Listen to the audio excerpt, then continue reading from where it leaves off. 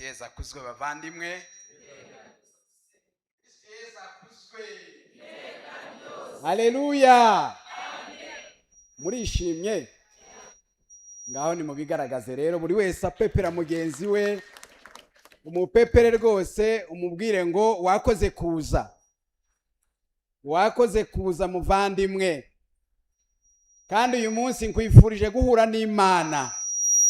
Uyu munsi nkwifurije ko ibikuta byawe bihirima. Kristo akuzwe. Amazina yanjye nitwa Munyakarama Cyprien. Nkabanje nurutse Imuhanga muri paroisse ya Saint André, diocese ya Kabgayi. Nkaba no muri communauté Emmanuel. Nishimiye rero kubana namwe kuri uyu munsi wa gatatu w'iri sengesho ry'igisingizo cy'Yeriko. Mumaze iminsi ibiri wakaba ari wa gatatu mwaratangiye uru rugendo, kandi ndizera neza ko Nyagasani mwatangiranye muracyari kumwe, kandi Nyagasani arimo arahirika ibyo bikuta by'ubuzima bwacu. Ibikuta duhura nabyo bikatubuza guhura n'Imana, ibikuta by'ubuzima ibitubuza amajyo. Ibyo byose uyu munsi ndetse muri iki cyumweru cyose Yezu yiteguye kudutabara. Ese koko wabugeze mubigeze bavandi? Ngaho ni mumbwire, mwaba mubigeze? Murumva birimo guhirima cyangwa murimo murasunika mukumva bibagarukaho? Ndizera ko Yezu mwagiriye icyizere, kandi Yezu mwaje musanga arahari, ni muzima. Ni muzima, ari nayo mpamvu muri iyi nsanganyamatsiko yagiye igarukwaho kenshi kuva mu ntangiriro ivuga ngo ninjye ubwanjye uje kubahumuriza. Ni Yezu wenyine ubitubwira, ni Yezu uri mu Karisitiya, ni Yezu wo ku musaraba, ni Yezu wadukunze, ni Yezu waducunguye, ni Yezu tumaze guhabwa. Nishimiye akantu umusaserdoti mukanya avuze, abana bamusubije ababajije atese yeme bana, Yezu amaze kumanyurira umugati babigishwa biwe Mawusi yagiye? Ati yabagiyemo. Kristo akuzwe. Namwe Yezu barimo bavandimwe. Imana ishimwe kuri rwagati yanyu, iri rwagati yacu ari Emmanuel. Mu ntangiriro rero bagiye babasobanurira byinshi. Ku nyigisho ya mbere babasobanuriye icyo mu by'ukuri urugendo rugamije. Nejo rero umuvandimwe Margarita Marie nawe yagarutse ku nyigisho nziza yongera gushimangira ububasha bw'Imana, kuko Imana ni nyiri ubushobozi, ni nyiri ubutwari, niwe nyiri imitsindo. Ni Yezu waducunguye, niwe wahangamuye ibihangange byose akabikubita hasi ku musaraba, umutsindo we ukagaragara. Uwo ni uri rwagati yacu. Hanyuma ejo umuvandimwe Margarita arimo kuvuga ububasha bw'Imana, avuga n'ibihangange byo kwisi, ndetse n'umuvandimwe Albert yabigarutseho umunsi wa mbere, aho yagarutse ku bihangange by'iyi si, bya bindi ureba ukumva ubwoba. N'ijambo ry'Imana niko bitubwira ngo abo turwana si abantu, ni ibihangange, ni ibikomangoma, ni abagenga b'isi y'umwijima. Ariko natwe igishimishije ni iki ngiki, ni uko intwaro turwanisha atari iz'abantu. Imana ishimwe. Rero ejo arimo kubivuga, hari ikintu natekereje numva kinjemo, ndavuga ngo reka iryo jambo ndishake aho riri. Ngiye kubabwira iyo nkuru, ariko ni inkuru iri muri Bibiliya ntagatifu. Turayisanga mu gitabo cya Samuel wa mbere, umutwe ni uwa 11 uhereye ku murongo wa mbere ukagera ku wa 9. Ntabwo twirirwa tuhasoma, ariko byibuze turaza gusoma umurongo wa 9 wonyine. Ariko reka mbanze mbasogongeze kuri iyo nkuru.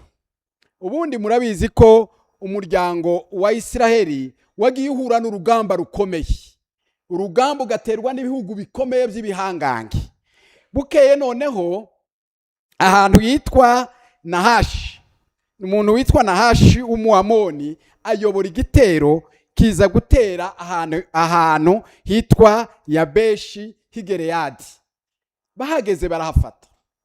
Bamaze kuhagera ibyo bihangange, noneho ngo abaturage baho bumva nyine imbaraga zirashize, batangira gukora icyo nakwita umushikirano. Batese dukora iki? Hanyuma batanga icyifuzo. Bagitanga kuri uwo wari uyoboye icyo gitero cyari cyafashe aho hantu. Arababwira ati rero dukore amasezerano nawe, hanyuma twiteguye kugukorera. Arababwira ati amasezerano ndayemera, ariko ayo masezerano tugiye kugirana nuko buri wese nzamunogoramwo ijisho ry'iburyo kandi ngakoza isoni umuryango wa Isiraheli. Bavandimwe, murumva namwe ayo masezerano. Hanyuma abo baturage bo muri ako karere yari yafashe ngo bamubwire ijambo rimwe, ngo bumva barababaye, ariko baramubwira bati mutware, turagusaba ikintu kimwe, duhe iminsi 7. Haleluya, duhe iminsi 7. Nyagasani yabahaye iminsi 7. Tugeze kuwa gatatu, aravuga ngo duhe iminsi 7 kugira ngo tugende tujye gushaka muri Isiraheli abadutabara, nitubabura turagaruka tugukorere. Iminsi 7 namwe mwarayitangiye. Ese mwaba muyigezehe? Mwiteguye gusubirayo maramasa, cyangwa mwiteguye ko Nyagasani abakorera ibikomeye akabaha umutsindo, kugira ngo mutajya gusinya ayo masezerano yo kunogorwa mu ijisho? Aha bavandimwe, muri hangana kuba ntangiranye no magambo asa naremereye cyane.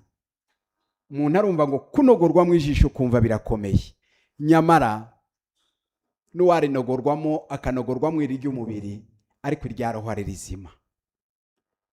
Hari amaso yacu seki bashaka kunogoramo, hari amasezerano akomeye mabi iyi si, ndetse isi y'umwijima n'abambari bayo bashaka kugira ngo batunogoremwe amaso y'umutima. Ariko ndizera ko Yezu mwaje gutabaza muri iyi minsi 7 mwasabye, ntabwo muzasubirayo ngo musinya ayo masezerano. Kristo Yezu akozwe. Nagira ngo dusome ijambo riri ku murongo wa 9 kuri uwo mutwe wa 11, gitabo cya Samuel wa mbere. Nuko babwira za ntumwa bati mubwire abantu b'iyebeshi igarihadi muti ejo ku manywa y'ihangu muzatabarwa. Haleluya, ejo ku manywa y'ihangu muzatabarwa. Umuryango w'Imana waratabawe, ntabwo wabaye ukinogorwamo amaso. Umuryango w'Imana waratabawe, ntabwo wabaye ugisiganya amasezerano n'uwashakaga kubagirira nabi. Bavandimwe, ntabwo dushobora gusinya amasezerano na sekibi. Dufite uwo twasezeranye nk'uko tubiririmba ngo Yezu niwe twasezeranye tubatizwa. Ndi umukristo, ndi uwa Yezu, uwo niwe nasezeranye nawe mbatizwa, kandi nzakomeza kugira gute? Kristo Yezu akuzwe.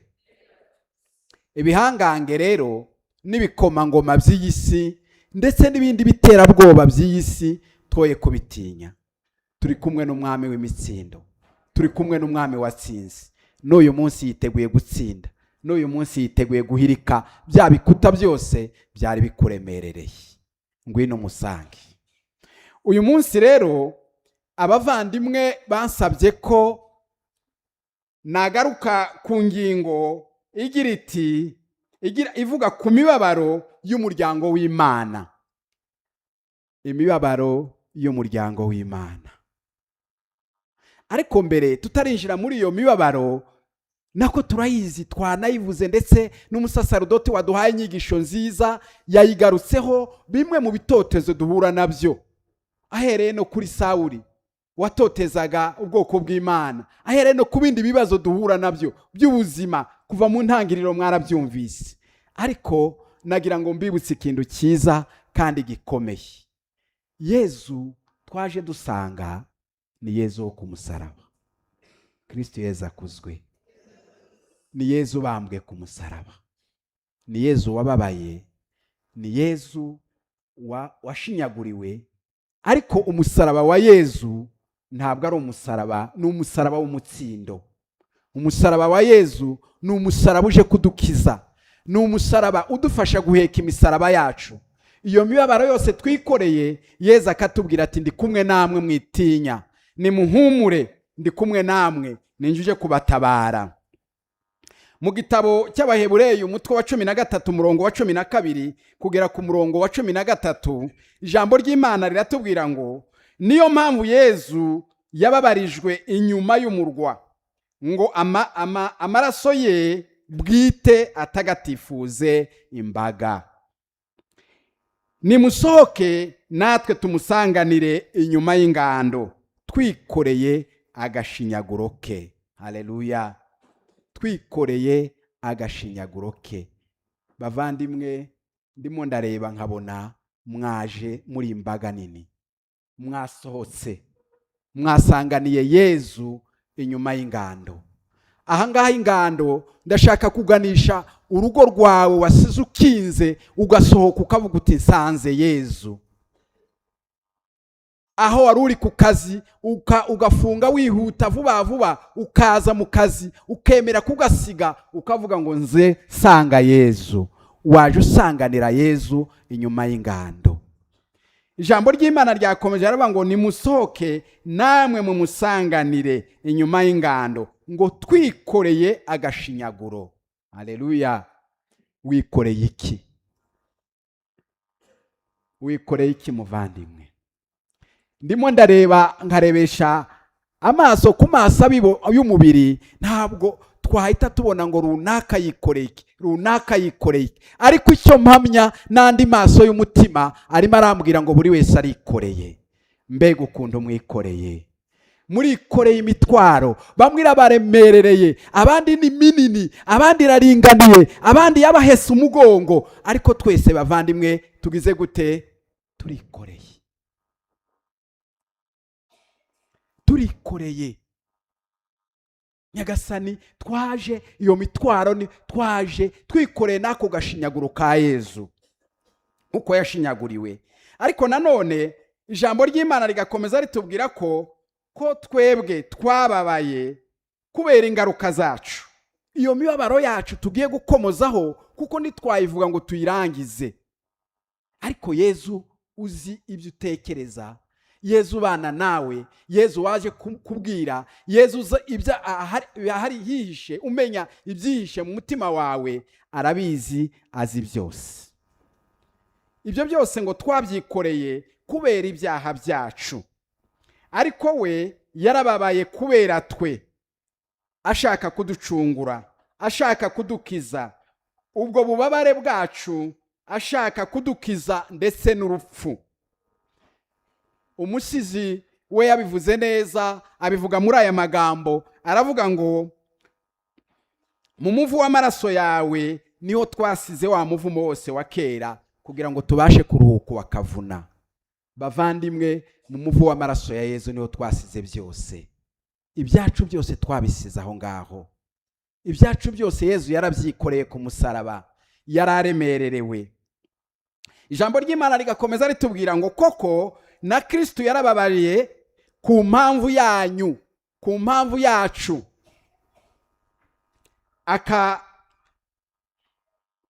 akabasigira urugero kugira ngo mukurikize inzira ye. We utigeze akora icyaha, kandi akaba atarigeze avuga ikinyoma, agatukwa, ariko we ntiyabashe gusubiza. Twarabibonye muri biriya bihe tuvuyemo, igihe cy'igisibo, ukuntu yashinyaguriwe mu nzira y'umusaraba, twabisubiyemo kenshi. Ariko iwe ngo ntiyabashije kugira gute? Ntabwo yabashe gusubiza abamutukaga n'abamushinyaguriraga. Ijambo ry'Imana rigakomeza ritubwira ngo ahubwo mu bubabare bwe ntawe yagize uwakangara. Nabyo twarabibonye, ngo ahubwo ngo akiragiza umucamanza w'intabera, niwe bagasoza bavuga ngo niwe nyiri ibikomere bidukiza. ijambo ry'Imana turisanga mu ibaruwa ya mbere ya Petero umutwe ni wa 2 umurongo wa 21b kugeza ku wa 24. Umuhanuzi Izayi nawe agakomeza agira ati nyamara kandi ni imibabaro yacu yari yikoreye n'ibyago byacu n'ibyago byacu byamuremereraga, ariko twe tukamubona nk'uwahanwe agahabwa igihano, nk'uwakubiswe n'Imana ikamucisha bugufi. Ndagira ngo nsubire ku nshinga imwe ivuga ngo muri Petero, ahangaha mu ibaruwa ya mbere ya Petero, murambabarira, mu gitabo cy'Abahebureyi hari aho twageze turavuga ngo twikoreye agashinyaguro, ngo nidusohoke tuje inyuma y'ingando aho Yezu yabambwe, ngo twikoreye agashinyaguro ke. Ariko aha muri iri jambo ry'umuhanuzi Izayi we aravuga ngo nyamara kandi ni imibabaro yacu yari yikoreye. Ndashaka guhuza ayo magambo abiri. Ikinyarwanda sinkizi cyane ariko muraza kumfasha. Muri iri jambo rya mbere dusanze hari ijambo rivuga ngo twikoreye. Ijambo rya kabiri ryo muri Izayi rikavuga ngo yikoreye. Rero bavandimwe, iyo twikoreye turikoreye, ariko ibyo twikoreye we niwe udutegereje kugira ngo tugire gute tubimuhereze, nawe agire gute abyikorere. Byaba bibabaje kuba waje wikoreye bimwe twavugaga mu kanya hanyuma ukabisubira nayo. Wa mutwaro wawe waje wikoreye, ya mibabaro yawe waje wikoreye, bya bikuta byawe ugasubirayo bikiri bya bindi, ahubwo Yezu agutegeye amaboko. Imibabaro yacu yari yikoreye n'ibyago byacu byari bimuremerereye. Bavandimwe, nimuture uwo mutwaro mufite. Haba hari ufite umubabaro, niba ufite umubabaro n'ibyakubabaje wibisubira nayo, mwemerere ayigutwaze, ayiguture, ahirike ibyo bikuta bikuremerereye, akuvaneho uwo mutwaro waguhese umugongo. Muri uyu munsi nanone nagira ngo tugaruke mu magambo make cyangwa se menshi, ubuzima bwacu mbugereranye bushire mu nteruro 3 zivuga ngo ubuzima bwacu hano ku isi ni urugendo rurerure, kandi urwo rugendo ni urugendo ruri mu butayu. Aha mu butayu rero murabizi ko mu butayu ikintu cya mbere kiranga ubutayu nuko nta mazi aba ahari. Mu butayu kandi uhasanga inzoka zo mu butayu. Mu butayu haba impfu, abantu barapfa kubera ubuzima bubi. Mu butayu abantu barababara. Mu butayu haba ibyorezo, nta mazi aba ahari. Nyine ahantu hatari amazi murumva namwe ko byoroshye kugira ngo barware indwara zitandukanye z'ibyorezo. Mu butayu hari ibyaha bikomeye. Bavandimwe, turi mu butayu, hari ibyaha bikomeye. Ibyaha bikomeye, muribuka Abayisiraheli bageze mu butayu, Musa wari ubashoreye abarangaje imbere ngo agiye kubonana n'Imana, basigaranye na Aroni, ngo basigara bamuhendahenda batari ko Musa ntitwaba tukimenya ibye, ntabwo twamenya ibye. Ewana turashaka kwiremera yacu Mana, ngo baramuhendahenda, baramubwira ngo nabaremera yabo Mana, ngo bavanamo impeta bari bambaye z'izahabu, ngo bazikora mu inyana ya zahabu, baratangira bagira gute, barayisenga.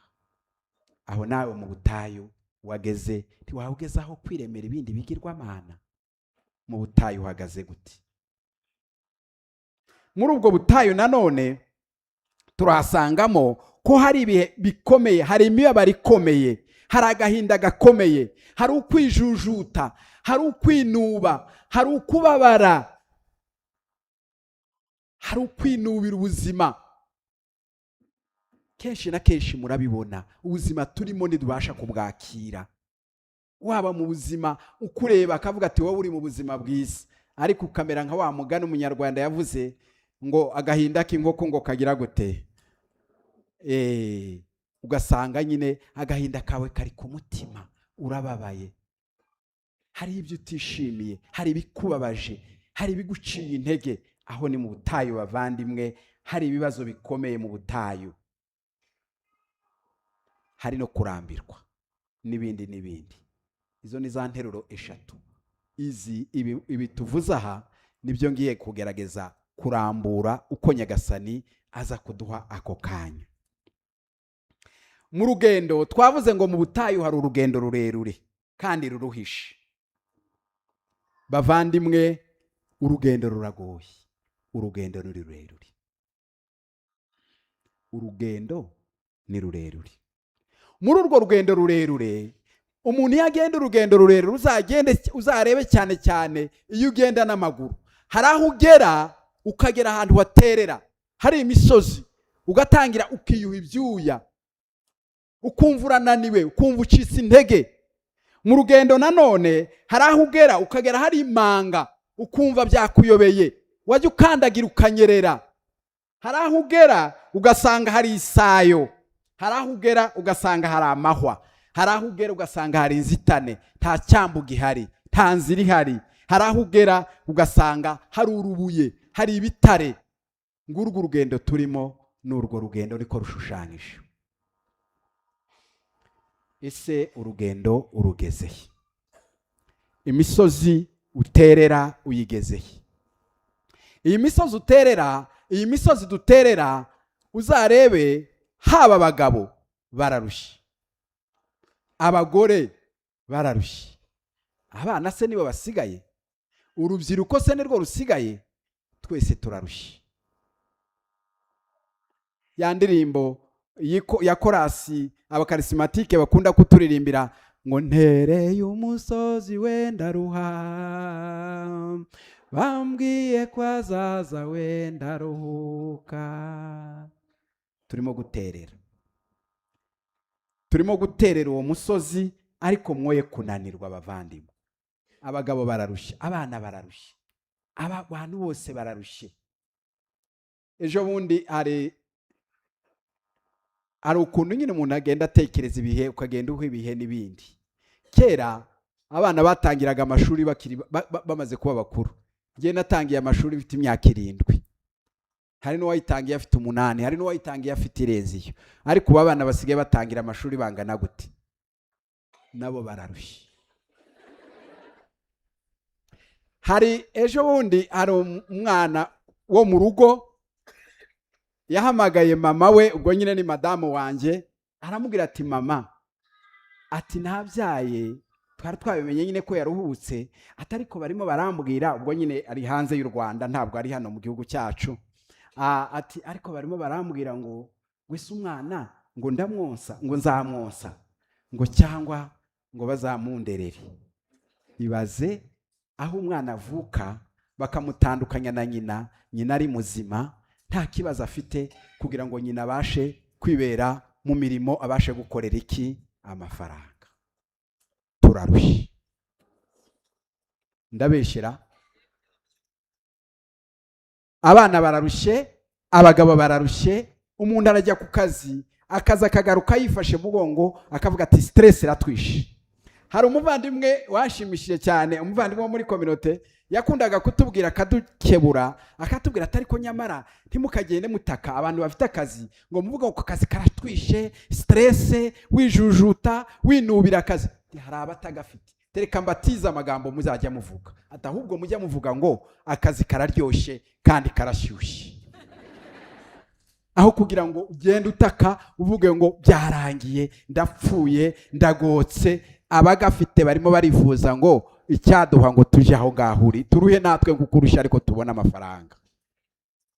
Abantu bararushye ariko ntabwo bihanganira. Ikindi ni ijambo ry'Imana yarabitubwira, tugomba gukora, kuko na Paulo mutagatifu yarabivuze ngo udakora ntakagire gute?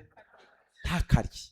Tugomba gukora tukiyucyuya, kuva kuri Adamu kugeza uyu munsi tugomba gukora uko twiyushyicyuye. Bavandimwe, tugabanye kwinuba. Uyu munsi igikuta cyo kwinuba mu gihiriki cyo tukivuyeho. Hanyuma aho tunyura hari amahwa, hari imanga. Reka mbere ku manga. Imanga ahangaha mu by'ukuri wenda nabivuze mu buryo bw'ishusho, ariko mu by'ukuri ntabwo nshaka kuvuga imanga y'ubutaka. Hari ibindi bimeze nk'imanga. Iyo manga ni iki? Hano ndayigereranya n'ibihombo mu kazi. Ugasanga uri mu kazi urimo uracuruza, ariko ugahomba ukayoberwa ibintu byagiye. Kenshi na kenshi cyangwa rimwe na rimwe tukabyita ngo ni inyatsi, ngo nahuye n'inyatsi. Usenga ufite Yezu, ufite Bikira Mariya, urahabwa Yezu, inyatsi ijiti. Imanga ndayigereranya no kwibwa. Abajura bakaza bakakwiba, bagatobora inzu, bakayimena, ugasanga butike bayejeje, cyangwa ugasanga inzu yawe yasemwa amashanyarazi cyangwa ukorera hakagurumana. Twagiye tubibona. Igihombo se kibi aduteza ibihombo, ariko mujye mumubwira ngo uko wakora kose turacyari mu Mana. Haleluya. Yobu ngo amaze kubona ko bimukomeranye, ngo yavuze ngo niyo wanyica ukansogota ukanyica, ngo nzakomeza nambe ku Mana. Imana yacu tugomba kuyikomeraho, atari uko bimeze neza. No mu gihe cy'akababaro tugakomera kuri iyo Mana. Iyi manga nanone ndongera nkayigereranya n'ibindi bitandukanye. N'abatekamutwe. Abatekamutwe bakaza bakagutekera umutwe. Sinzi niba njyewe ari njye wahuye n'icyo kibazo njyenyine, ariko reka noye kwiririra nanjye ubwo namaganya ntangiye. Akenshi na kenshi mu by'ukuri shobora ngereranyije byibuze rimwe mu kwezi telefonwa n'umutekamutwe, agatangira akambwira ngo yewe ngo ni ngwalo ngo ninde tuvugana. Hambere ntarajya Yesu ataranyereka ako intege nke zanjye, naramubwiraga nti wahamagaye ndi, wahamagaye wowe utazi. Agatangira akantu kabya bitutsi by'abashumba, gahita nkupa nkareka. Noneho aho mbimenyeye ntangira kumwakira, numva Nyagasani ansabye kumugirira impuhwe no kumusabira. Ya telefona nkamwitaba rwose, kandi nahise mbona ku munota wa nyuma amagambo atangiye kumbwira ko ari umutekamutwe. Ati ubundi ati ni kuri Ewasa babahamagara. Ati kuri konderi nta kibazo ufite, ati kuri fagitire baguha. Bumvakana hari igihe nyine complaininga, ngavuga ndi fagitire mwampaye rimwe na rimwe ngajya kubaza impamvu banciye, kandi amazi tuzi ko twavomye. Ntibibazo ntibyabura, ariko iyo mbishaka kubikemura njya ku biro nyine bya Ewasa, bya Wasake, murambabarira, bya Wasake. Noneho ati yego, ati nagira ngo ngufashe, ati ni kuri Wasake tuguhamagara, ati shiramo iyi mibare kugira ngo dukosore icyo kibazo ufite. Iyo mibare namwe murabizi ko iyo umuntu nyine yemeye akayishiramo, udufaranga wari ufite twose n'uturi kuri konti. Ngiyi manga turimo. Imanga si ibyo byonyine, hari n'ibindi byinshi. Harimo n'inzira y'amahwa cyangwa se urubuye, cyangwa harya twagereranyije n'ahantu hari inzitane ahantu hatagira inzira.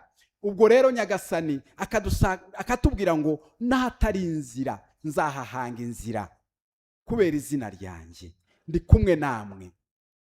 Haba hari ibibazo ufite, ugasanga mu kazi utangiye kugirana ibibazo n'abakoresha bawe, ndetse n'akazi kawe ugasanga hatangiye kuvukamo ibibazo, ukumva bibaye ikibazo gikomeye cyane. Aha nagira ngo mbaho ubuhamya butoya. Nge akazi nakunze gukora na akazi k'uburezi, nabaye mu burezi, noneho ndetse nyobora n'ibigo. Muri uko kuyobora rero, mu ntangiriro murabizi ko mwese murabizi ibyo ngiye kuvuga, murabyumva cyane. Hari igihe cyageze badusaba ko tugaburira abana ku ishuri. Twabanje kugaburira abana ba segonderi, ariko muri uko kubagaburira ababyeyi bagasabwa kugira iki, kugira umusanzu batanga. Njyewe rero aho nakoraga umusanzu watangwaga bidashimishije, hanyuma bigeraho badusaba raporo buri kwezi bati mugende mugaragaza uko abana barya, kuko murabona ko dukorera nyine ku mihigo. Umuhigo wari ukurya 100%, ariko njyewe nkagerageza ngakora iyo bwabaga, ariko nza kugiramo n'intege nke nyine zanjye nyine z'uburyo managing ikigo birashoboka. Byo ndabyishinja icyo gihe ko nananiwe kumobiriza ababyeyi, ndetse ababyeyi rimwe na rimwe barampendahenda, nzanamo kandu kimpuwe. Umubyeyi akambwira ati ariko umwana urambwira ngo arye hano mu rugo, ni hano kuri metero 2, wambabariye. Tuzi ko ari byo koko, kandi yaza nyaruka akaza kongera akarya mu kigo, akagaruka ku ishuri. Uwo nguwo akabaragiye. Undi nawe akaza atari ko ku kilometero kimwe urabona umwana w'umusore cyangwa w'inkumi azajya ananirwa kunyaruka, ati nanjye mbabarira nta mafaranga nabona, ariko umwana yazarya akagaruka. Noneho n'abandi batayabona nabo ba hafi, njya gusanga ngeze kuri 40%. Noneho igihe cyose twatanga raporo mu karere ugasanga ninjuje uwa mbere uhereye munsi. Ariko ubwo mbivuze neza nyine ndashaka guhisha icyaha. Ni ukuvuga ngo mu by'ukuri nkaba uwa nyuma, ugasanga nje ndi uwa nyuma. Hanyuma abavandimwe batangira kungira inama batariko rero ibintu turumva abandi baratekinika, barashiramo imibare ntabwo uzi wowe gushiramo imibare. Ubundi se iyi mibare ugira ngo twebwe dutanga 100% niko tugaburira? Ndabasubiza ndi bavandimwe, ibyo by'imibare ntabwo ari uko natojwe. Ikindi, ese nibaza kureba bagasanga mu by'ukuri harya abana 40%, nzasobanura iki nk'umuntu w'umuyobozi, nk'umuntu w'umukristo, nk'umuntu w'umugabo? Numva rwose birankomeranye, nibaza uko biri bugende. Hanyuma icyaje gukurikiraho nuko naje gufata icyemezo rimwe na rimwe gisa naho kidashimishije cyane. Mbwira abana ndi kuva ubu ntabwo muzongera gusohoka, ntimuzongera gusohoka ahangaha, hazajya hasohoka urya. Abana ndabakingiranye mu ishuri. Nkibaza nti ubu ngubu abayobozi baza bagasanga abana nabakingiranye hano nibaje kurya, ubu byagenda gute? Bamboha pe. N'umubyeyi wabona umwana we namubujije nagize prise ishuri nawe yampana, biza gukomera. Ariko Imana itabura guseruka. Reka mbabwire ndangiza ubwo buhamya bwanjye ngane no ku musozo. Imana ntabwo iburi ikikora rwose, irahari nk'Imana. Naje guteranya abo bana turaganira, turiga. Bamwe bagati dukora imishinga, abandi bati dusenge. Ni ngaho ni dusenge. Batera karirimbo ngo iyo Mana dusenge irakomeye. Turaririmba ngo ni Imana itabura guseruka, ngo ni Imana yumva amasengesho. Koko nyuma y'iminsi 3 buri munsi tugasenga, abana bakaririmba ya ndirimbo.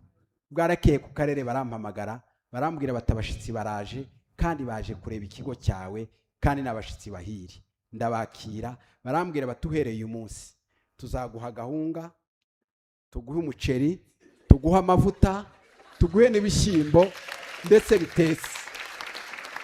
Imana itabura guseruka. Imana imenya intege nke zacu ikatugoboka mu magorwa. Imana iturenganura. Imana iraturengera.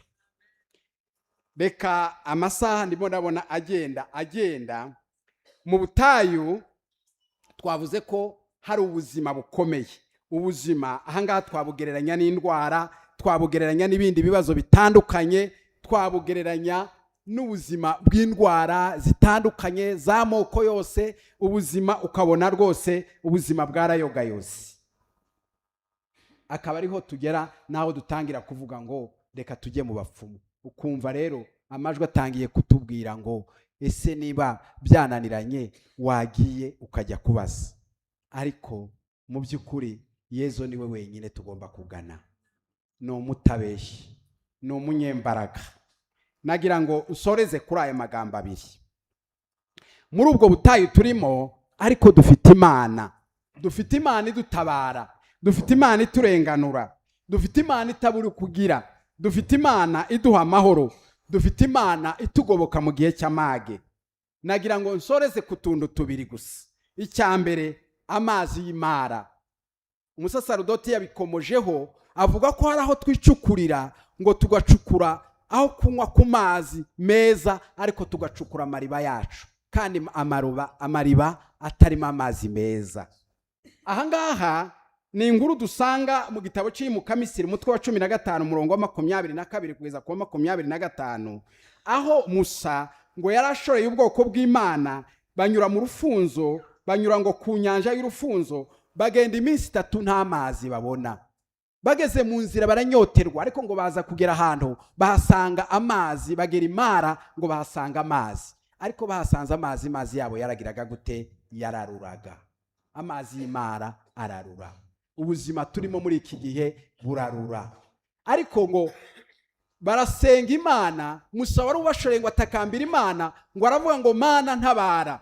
Imana ngo imurangira igiti cy'ubwoko atarazi, ngo aragitema akijugunya muri ya mazi, amazi arongera araryoha.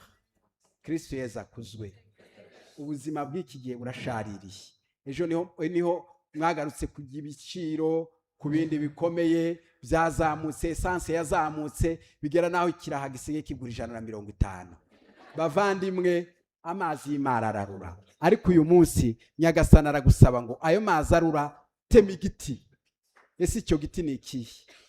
Tema igiti kwijugunye mu mazi kugira ngo amazi yongere agarure uburyohe. Birashoboka ko icyo giti Nyagasani adusaba ari penetensiya waba udaheruka guhabwa. Birashoboka ko icyo giti Nyagasani adusaba ari ukwegamira umutima wa Yezu ukongera ukamushengerera. Birashoboka ko icyo giti Nyagasani adusaba gutema ari ukubabarira utababariye, ari ugusaba imbabazi utasabye imbabazi. Birashoboka ko ari ukurekura icyaha cyakunaniye. Muvandimwe, ugeze ku murongo wa 27 ngo bageze imbere ahantu hitwa Elimu, ngo bahasanga amasoko 12, ngo bahasanga n'ibiti by'imbuto 70, ngo bahaca ingando. Haleluya.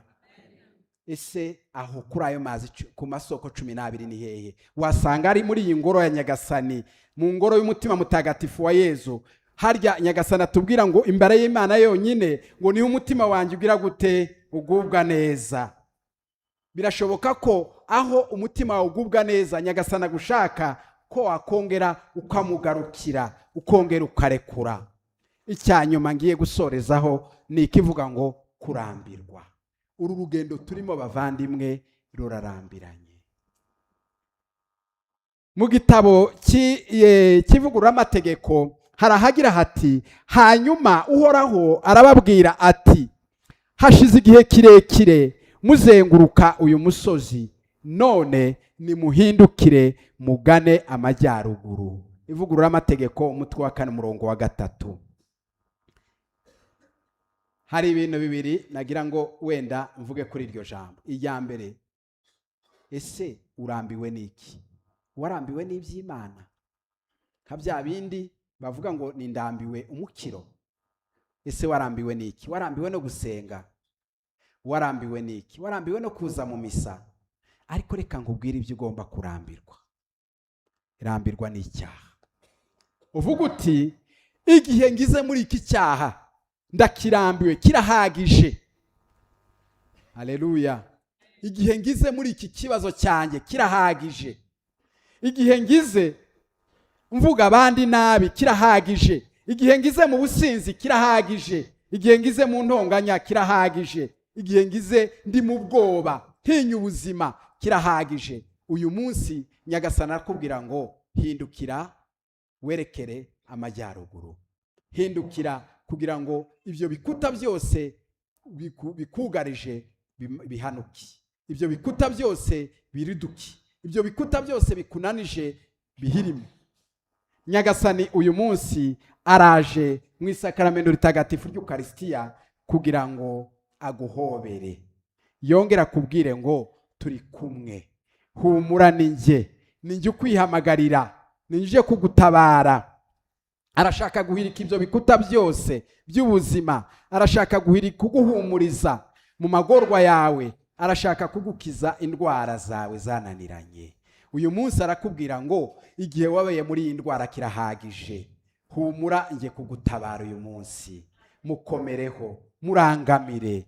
Arashaka kugira ngo amaraso ye yamennye yakumishagireho kugira ngo ugende wumva uri umusukure, aguhe ubuzima wumva warabuze, haba mu buzima bwo kwemera, aguhe ukwemera, aguhangira inzira nshya, akwereka aho ugomba kunyura, woye gusubira kwa Herodi, aguhe inyenyeri kuyobora ku buryo uyoborwa n'iyo nyenyeri kugeza ugeze aheza, akuramburire ikiganza akubwira ngo humura, ndaje ngo ngutabare, humura turi kumwe, humura ninjye uje kugutabara. Kristo Yesu akuzwe.